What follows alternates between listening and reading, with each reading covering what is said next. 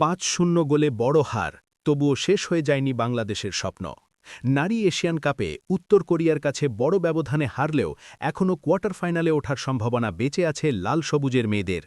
ম্যাচের শুরু থেকেই শক্তিশালী উত্তর কোরিয়ার আক্রমণের চাপে পড়ে বাংলাদেশ।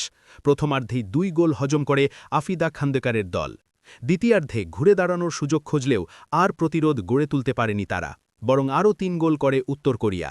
ফলে শেষ পর্যন্ত ৫-০ গোলের বড় জয় তুলে নেয় তারা। এই জয়ে গ্রুপ বিতে ২ ম্যাচে ২ জয় নিয়ে ৬ পয়েন্টে শীর্ষে উঠে কোয়ার্টার ফাইনাল নিশ্চিত করেছে উত্তর কোরিয়া। অন্যদিকে বাংলাদেশ ২ ম্যাচেই হেরে এখনও পয়েন্টের খাতা খুলতে পারেনি।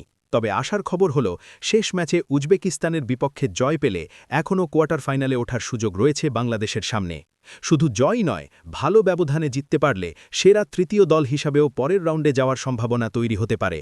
তাই এখন সব আশা শেষ ম্যাচকে ঘিরেই। প্রশ্ন একটাই, উজবেকিস্তানের বিপক্ষে কি ঘুরে দাঁড়াতে পারবে বাংলাদেশের মেয়েরা?